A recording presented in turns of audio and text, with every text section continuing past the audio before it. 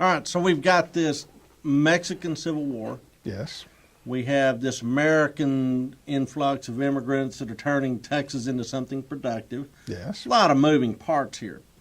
So I guess we probably ought to pause at this point and ask about, well, what about militias in Texas? Now, one of the things that I mentioned early on in this course was that part of the impresario contracts required these newcomers to form militias.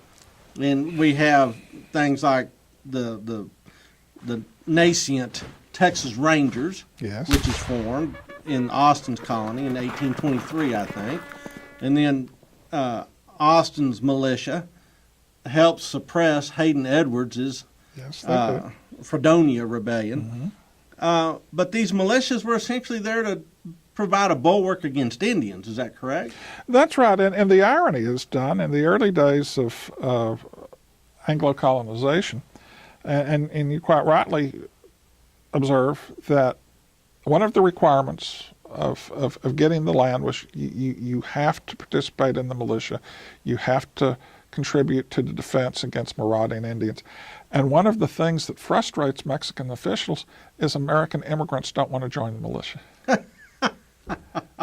Probably because they don't want to have to stand in straight lines and follow orders. That's true because, again, that's not why they came to Texas. Correct. They came to Texas to grow cotton, to grow cattle, to grow children. And this sounds, expecting me to participate in a militia, that just seems inconvenient and an obstruction to my liberties. And I'm a small R Republican. yeah, and I have rights. and I don't want to do that.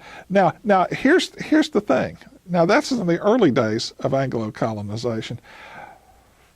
By 1835, suddenly everybody wants to join the militia, but it's not to fight the Indians. Yeah, I was about to say, this sounds like Lexington and Concord. It does a little bit, now, doesn't it? So are these militias any good? No. They're about the problem with the Second Amendment. It's just the well-regulated militia. It's the well-regulated part of it. The fly in the buttermilk is there never was a well-regulated militia. Correct. These are weekend warriors, and they're not as good as regulars.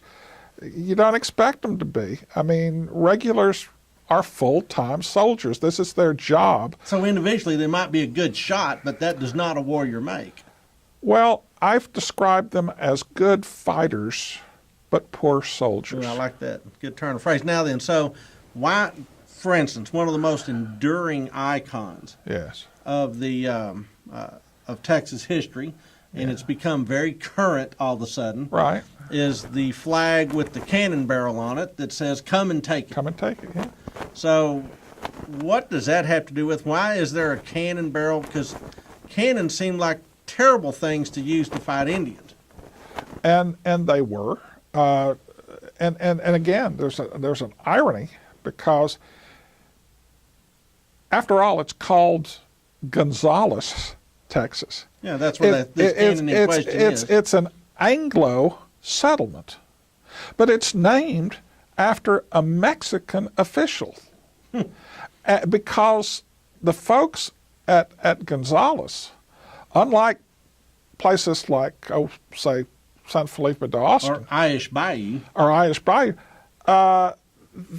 They are pro-Mexican government. They get along swimmingly with the authorities. And it's a short ride over to Bear from there. It's about, 70 miles? Yeah. Overnight trip. Gonzales is not a problem. And in 1832, but it is on the edge of the frontier. Yeah. And they've had some problems with the Indians. Well, and the Comanches tended to start. not that early. Not that early. Really? Yeah, that comes. Really, the first, and you'd know more about this than I, but the first really brush with the Comanches comes at Parker's Fort, and that's after San Jacinto. Sure.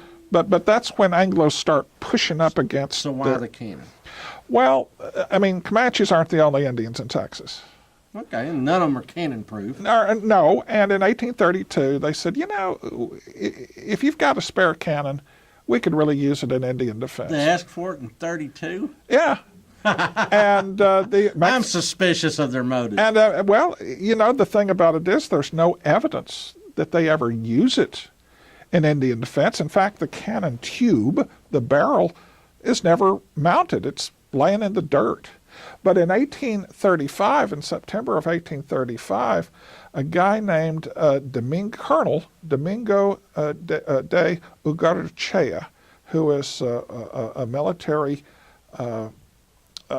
officer in San Antonio, is going through his records, and he says, we gave a cannon to the citizens of Gonzales.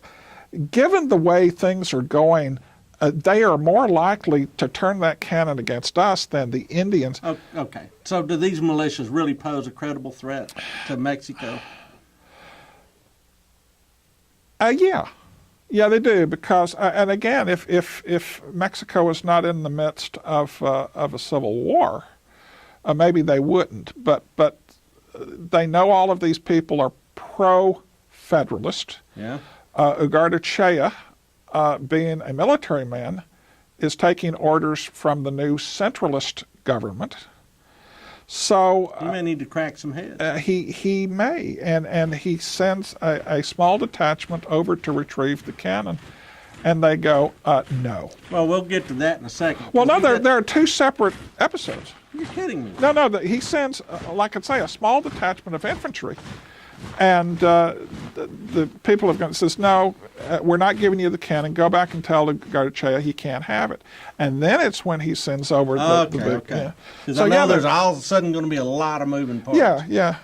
But yeah, there's actually two attempts to take this stupid gun tube out of the dirt. Yeah. And haul it back to San Antonio. Yeah, that's right. Wow, this is amazing. All right, well, we'll get more on that in the next lesson.